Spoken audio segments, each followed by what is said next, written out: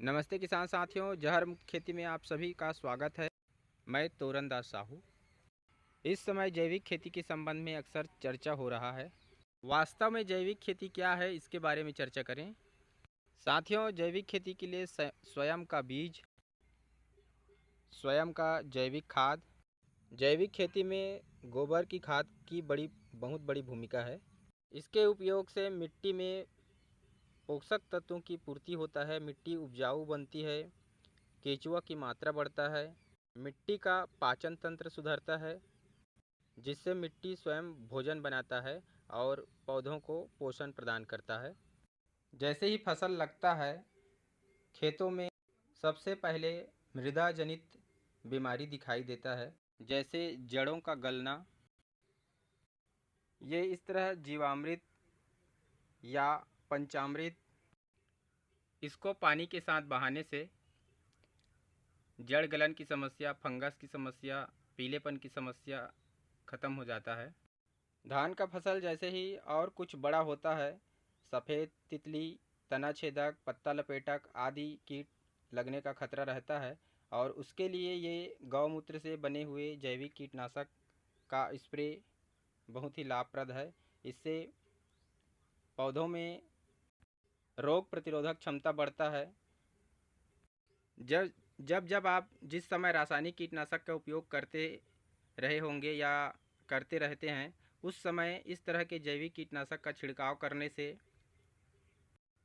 कीट नियंत्रण किया जा सकता है। ये कंडे का अर्क है और इससे फल फूल का रंग, साइज, रूप एवं वजन बढ़ता है। फूल झड़ने की समस्या खत्म होता है और फल फूल अधिक लगते हैं। ये नीमास्त्र से भी जैविक कीट नियंत्रण किया जाता है और साथ ही ये छाछ से फफूंदी नाशक तैयार किए हैं। यदि किसी भी प्रकार का फफूंद लगा है तो इस फफूंदी नाशक से फंगस दूर होता है।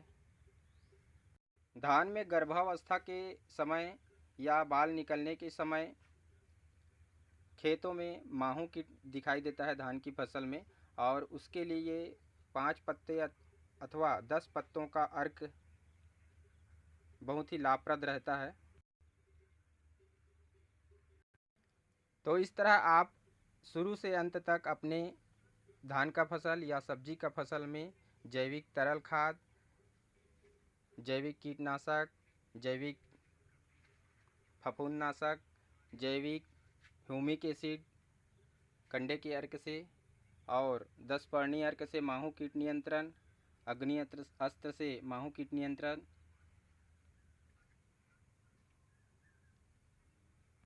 पंचामृत से फसलों का विकास, कल्लों का विकास कर सकते हैं। और यही असली जैविक खेती है। जैविक खेती में सभी प्रकार के जैविक तरल खाद या जैविक कीटनाशक का स्वयं घर पर तैयार करके उपयोग किया जाता है और इस तरह आप स्वयं आत्मनिर्भर किसान बन सकते हैं और दुकान के चक्कर से मुक्ति पा सकते हैं। आधुनिक कृषि में अधिक लागत लगने से खर्च को कम किया जा सकता है। ये जो फसल आप देख रहे हैं, इसमें सिर्फ थोड़ा थोड़ा गोबर का खाद डला है, उसके बाद गौमूत्र एवं पंचामृत का स्प्रे इसमें हो रहा है और ये अभी स्वस्थ है। ये घर के बाद हमारा धान का फसल है और इसमें भी इसी तरल खाद एवं जैविक कीटनाशक का स्प्रे किया गया है और धान अभी स्वस्थ है। और ये सब गौमाता से प्राप्त गोबर, गौमूत्र एवं छाछ से जैविक कीटनाशक एवं जैविक तरल खाद तैयार किया जाता है। मेरी जैविक खेती का मूल सिद्धांत या कहें मूल आधार गौ माता ही है। तो आप सब भी गोबर, गौमूत्र का उपयोग करें और अपने फसलों को जहर मुक्त बनाएं। धन्यवाद। जय जवान, जय किसान, जय छत्तीसगढ़।